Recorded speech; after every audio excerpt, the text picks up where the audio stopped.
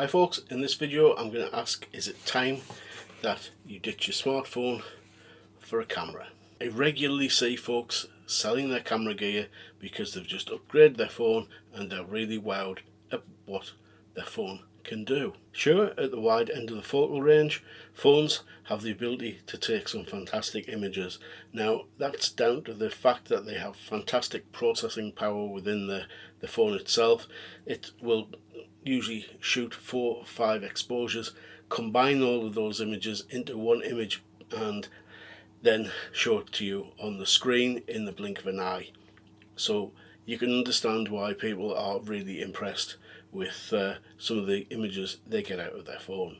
Whilst that's bad news for the majority of cameras, there is a time when phones fall flat on their very flat face. That's down to the fact that phones are extremely limited by the dimensions of the phone itself. Long prime and telephoto lenses take up an awful lot of room, and that's just something you can't have with something you're supposed to put in your pocket. Yes, I know that the likes of Samsung and Apple have boasted about 100 times zooms, however, they aren't optical zooms. If you've followed this channel for a while, you will know that digital zooms are my pet hate, and yeah, that's exactly how a phone achieves crop factors like that, by zooming in onto the subject, cropping down onto the sensor so the image you get is much smaller. Then they go and add AI to try and compensate for the low image quality.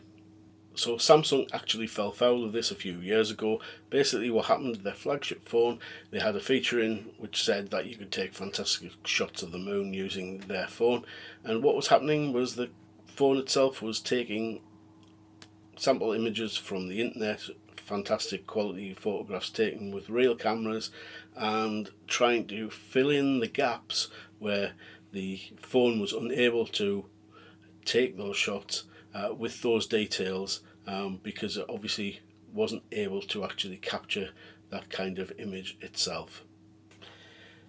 Cameras, on the other hand, are incredibly stupid. Their sole purpose is to capture light, and during that process it allows the photographer to make creative decisions on how those images are going to look. A camera like this Lumix FZ82 is a simple device, and yet it still takes images that a phone can't. And why is that? Well, this is what's known as a super zoom camera. This type of camera sits between your phone and compact cameras and the really expensive interchangeable lens cameras like DSLRs and mirrorless cameras. I think it's fair to say that you won't get the same type of image quality out of a super zoom camera like this as you would out of a mirrorless camera or DSLR with some very nice expensive lenses. That said, this camera is going to be much better than your phone or a small compact camera which uses a digital zoom to crop in to create the images.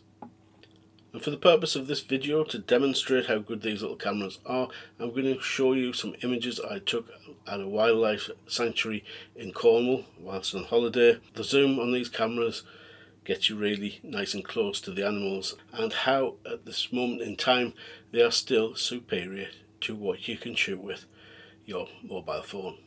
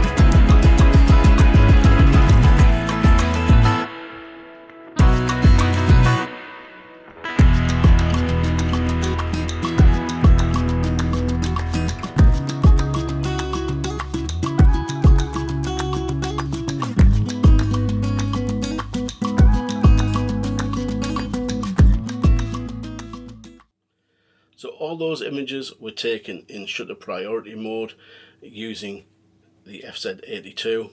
I did shoot them in RAW format rather than JPEG, and I did edit them afterwards in Adobe Photoshop.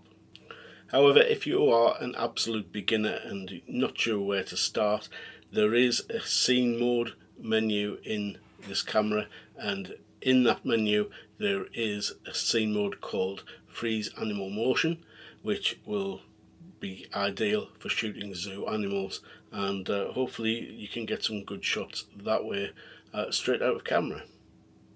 And because there isn't any AI involved using a camera like this, you know, everything you capture is going to be your own photograph. One other accessory I would highly recommend you pick up if you're going to be shooting a super zoom camera is something like a monopod like this Manfrotto one. Now these extend usually up to about head height, and they're ideal, fastened at the bottom of the camera. That will give you lots of stability and help you reduce camera shake, which when this zoom lens is fully extended, it is very difficult to hold a steady shot while you're busy trying to line up and take some photographs of animals or birds. Monopods generally aren't very expensive, and I would really recommend you pick one up. If you're still not convinced that a camera like this isn't superior to your phone, please check the video appearing on screen now, and that will demonstrate the difference I found between this, my Samsung S23, and this, the FZ82.